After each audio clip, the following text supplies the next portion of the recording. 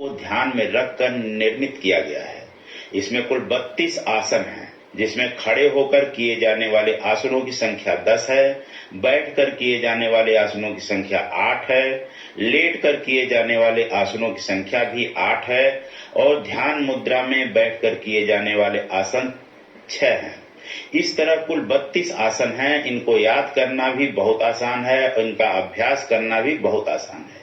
इस वीडियो के माध्यम से इसी को बताने का एक प्रयास किया गया है। तो आइए देखते हैं एक एक क्रम से इस वीडियो को कैसे इसमें इन आसनों को बताया गया है।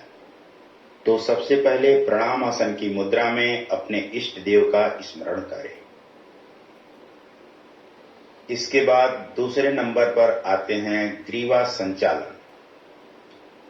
ग्रीवा संचालन में कुल 4 स्टेप होते हैं। फर्स्ट स्टेप में गर्दन को आगे पीछे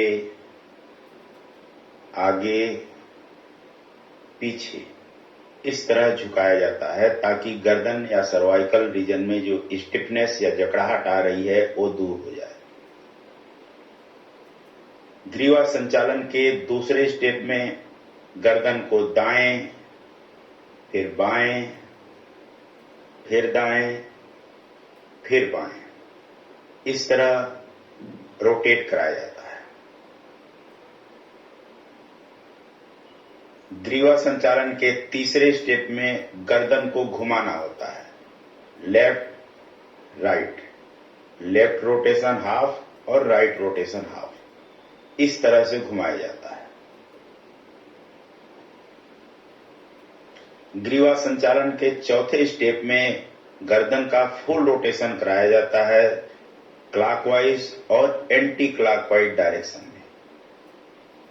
इस तरह चारों तरह के ग्रीवा संचालन से गर्दन की स्टिफनेस, सर्वाइकल की प्रॉब्लम, दर्द, जकड़ाहट जो होती है वह समाप्त होने लगती है। तो इस तरह ग्रीवा संचालन सर्वाइकल रीजन के लिए अच्छा व्यायाम है।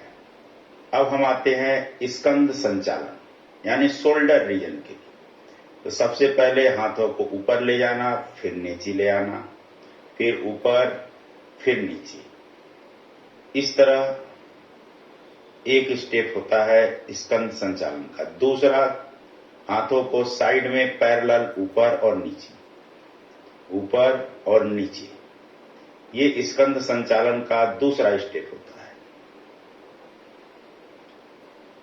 तीसरे स्टेप में शोल्डर रीजन को क्लॉकवाइज और एंटी क्लॉकवाइज पूरा सर्किल बनाना रहता है, क्लॉकवाइज और एंटी क्लॉकवाइज, जिस तरह ये दिखाया जा रहा है। इस तरह ग्रीवा संचालन स्कंद संचालन में कुल 3 स्टेप आते हैं, ऊपर नीचे, पैरेलल और क्लॉकवाइज और एंटी क्लॉकवाइज।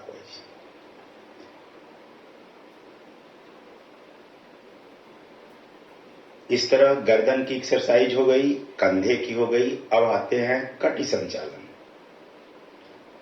कटी संचालन में दोनों हाथों को राइट और लेफ्ट इस तरह रोटेट करना होता है और पैरों को अपने स्थान पर बना के रखा जाता है। इस तरह लंबर रीजन और पेल्विक रीजन में आई हुई जकड़ाहट और दर्द के लिए यह व्यायाम बहुत ही अच्छा होता है।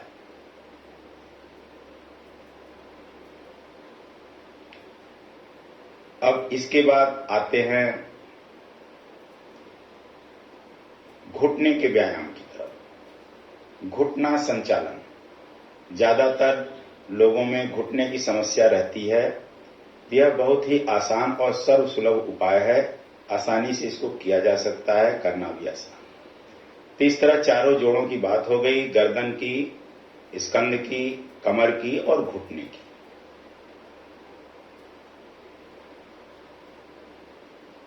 अब आते हैं खड़े होकर करने वाले अगले व्यायाम ताड़ासन की। दोनों पंजों को मिलाकर हाथों को ऊपर करते हुए जितना ऊपर खींच सकते हैं खींचे, फिर वापस आए। इस तरह करने से शरीर की जकड़ाहट समाप्त होती है और अच्छा होता है। अब आते हैं वृक्षासन की तरफ। वृक्षासन पहले बाएं पैर से, फिर दाएं पैर से, इस तरह क्रमानुसार करना रहता है। इसको आप 2 से 3 बार अपनी सुविधा अनुसार कर सकते हैं। तो ताड़ासन हो गया, वृक्षासन हो गया। अब नेक्स्ट आसन की तरफ हम आते हैं। नेक्स्ट आसन है हस्तपाद आसन। हस्तपाद आसन दोनों हाथों से पंजे को छूना और गर्दन से घुटने तक झुकाने का प्रयास करना। हस्तपादासन के बाद अर्ध चक्रासन, जो कमर के लिए बहुत अच्छा व्यायाम होता है, रीढ़ की हड्डियों के लिए, मेरुदंड के लिए, बैक पेन के लिए एक अच्छा पोज है। यह आसन हमारे बैक पेन के लिए बहुत ही लाभकारी होता है, अर्ध चक्रासन। अर्ध चक्रासन के बाद 10वां जो खड़े होकर करने वाला व्यायाम है वह है त्रिकोणासन। त्रिकोणासन एक बार राइट, एक बार लेफ्ट, फिर राइट और फिर लेफ्ट, इस तरह आप क्रमानुसार 2 बार 3 बार कर सकते हैं या अपनी सुविधा से भी कर सकते हैं। यह भी हमारे पेल्विक गर्डिल, कमर के लिए, कमर की हड्डियों के लिए अच्छा व्यायाम। अब आते हैं 11वें आसन की तरफ, जो बैठकर किए जाने वाले आसन है। तो पहला है उसमें दंड आसन।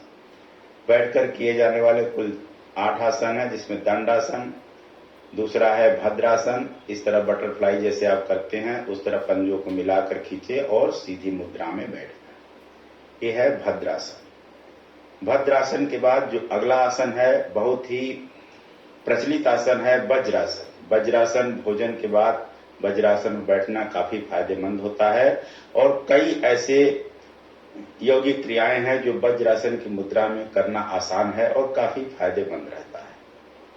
वज्रासन के बाद अर्ध उष्ट्रासन की बात होती है। अर्ध उष्ट्रासन की मुद्रा इस तरह करना चाहिए और इससे भी बैक पेन, पीठ की जकड़ाहट, गर्दन का दर्द, इसमें काफी लाभ होता है। उष्ट्रासन, अर्ध उष्ट्रासन के बाद उष्ट्रासन की बात आती है, जो 15वें नंबर के व्यायाम है। उष्ट्रासन में दोनों हाथों को पंजे से मिलाना। उष्ट्रासन भी बैक पेन के लिए, कमर दर्द, गर्दन के दर्द के लिए काफी अच्छा व्यायाम है। उष्ट्रासन के बाद आते हैं शशांकासन। शशांकासन जो 2 बैकवर्ड बेंडिंग के बाद एक फॉरवर्ड बेंडिंग का अच्छा आसन है, हमारे पेटों के लिए, हमारे उदरांगों के लिए, मूत्र व संस्थान के लिए, ब्लैडर के लिए बढ़िया व्यायाम है। उष्ट्रासन के बाद शशांकासन, शशांकासन के बाद उत्तान मंडूकासन। उत्तान मंडूकासन भी बहुत अच्छा व्यायाम है जो मेरुदंड की जकड़ाहट को दूर करता है। इसके बाद आते हैं वक्रासन। वक्रासन बैठकर किए जाने वाले लैटरल रोटेशन का आसन है, जो कमर दर्द, मांसपेशियों के लिए, पीठ की मांसपेशियों के लिए, पैरों की मांसपेशियों के लिए अच्छा व्यायाम है, वक्रासन। इस तरह बैठ के किए जाने वाले आसन पूर्ण हुए। 8 आसन बैठकर किए जाने वाले हो गए। इसके बाद हम आते हैं लेट कर किए जाने वाले 8 आसनों की बात करेंगे, जिसमें सबसे पहला है मकर आसन। मकर आसन की अवस्था में थोड़ा रेस्ट किया जाता है। इसके बाद फिर आता है भुजंगासन, जो पीठ की दर्द, कमर दर्द और मेरुदंड के लिए, पृष्ठ की मांसपेशियों के लिए बहुत ही अच्छा और आसान व्यायाम है। यह आसानी से किया जा सकता है। भुजंगासन के बाद फिर शलभासन। शलभासन भी इस तरह की समस्याओं के लिए काफी लाभकारी होता है, कमर दर्द और मेरुदंड से संबंधित परेशानियों में। शलभासन के बाद आते हैं उत्तान पाद आसन। उत्तान पाद आसन में दोनों पैरों को 45 डिग्री यानी 45 डिग्री तक ऊपर उठाएं, धीरे धीरे, और कुछ देर रोकें, फिर धीरे धीरे वापस ले जाएं। यह हमारे उदरांगों के लिए, पेट की मांसपेशियों के लिए अच्छा है। इसके बाद अर्ध हलासन। अर्ध हलासन में दोनों पैरों को धीरे धीरे 90 डिग्री तक ले जाएं, कुछ देर रोकें, फिर धीरे धीरे धीरे धीरे वापस ले जाएं। यह भी हमारे उदरांगों के लिए, पेट की मांसपेशियों के लिए अच्छा व्यायाम। इसके बाद जो आता है पवन मुक्तासन। पवन मुक्तासन हमारे पेट के लिए, हमारे मूत्र व संस्थान के लिए बहुत ही अच्छा व्यायाम है। इससे पेट का तनाव कम होता है, पाचन क्रिया ठीक चलती है। इसके बाद सेतुबंध आसन। सेतुबंध आसन भी कमर दर्द के लिए, पृष्ठ की मांसपेशियों के लिए, पैरों के लिए अच्छा व्यायाम है सेतुबंध आसन। सेतुबंध आसन के बाद जो अगला व्यायाम है वह है शवासन। शवासन की कंडीशन में रेस्ट करना होता है। श्वसन क्रिया को धीरे धीरे धीरे धीरे सामान्य किया जाता है और उस पर ध्यान लगाया जाता है। अब आते हैं ध्यान की मुद्रा में बैठ के किए जाने वाले कुछ यौगिक क्रियाओं को जो हमारी श्वसन क्रिया से संबंधित होती है। तो इसमें सबसे पहला है पद्मासन की मुद्रा में कपालभाति। कपालभाति से हमारे उदरांगों का अच्छा मसाज होता है, हमारे फेफड़े के लिए, हार्ट के लिए और ब्रेन के लिए, ब्रेन के सर्कुलेशन के लिए बहुत अच्छा व्यायाम होता है। कपालभाति का नियमित रूप से प्रयोग करना हमारे लिए बहुत ही लाभकारी होता है। इस तरह कपालभाति नियमित रूप से करना चाहिए। अब आते हैं नाड़ी शोधन प्राणायाम, जिसको हम अनुलोम विलोम के नाम से भी जानते हैं। बाईं नासिका से श्वास खींचें, कुछ देर रोकें, फिर धीरे धीरे दाईं नासिका से छोड़ें। फिर यही क्रम उल्टा किया जाता है। दाईं नासिका से सांस खींचिए, फिर कुछ देर रोकिए और बाईं नासिका से छोड़िए। इस क्रिया को यथासंभव आप कई बार कर सकते हैं। नाड़ी शोधन प्राणायाम के बाद जो अगला है वह है शीतली। शीतली पित्त शामक होता है, शरीर के दाह को, जलन को कम करने में बहुत लाभकारी होता है। जिह्वा को रोल कर लिया जाता है और उससे सांस तेजी से खींचा जाता है और नासिका से बाहर निकाला जाता है। इस क्रम में हमारे अंदर का जो पित्त बढ़ा हुआ होता है, जो गर्मी होती है, वो शांत होती है और काफी शीतलता शरीर को प्रदान करती है। इसको भी यथासंभव आप कर सकते हैं। शीतली के बाद जो अगला क्रम है भ्रामरी का।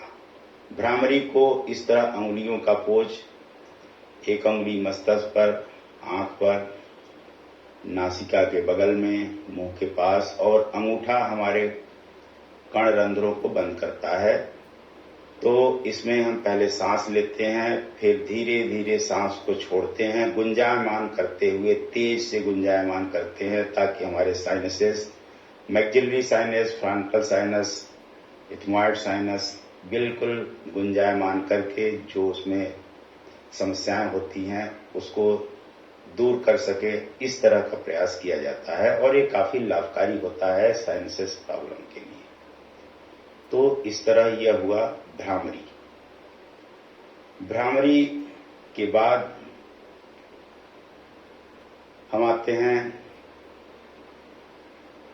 दोनों हाथों का घर्षण करें, मुंह का मसाज करें और फिर पद्मासन की मुद्रा में ध्यान लगाएं।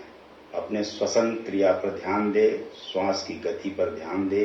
धीरे धीरे धीरे धीरे श्वास की गति शांत होती जाती है और काफी स्लो हो जाती है। तो इसको बनाकर रखें। ध्यान के बाद जो सबसे आखिरी है वह है संकल्प लेना।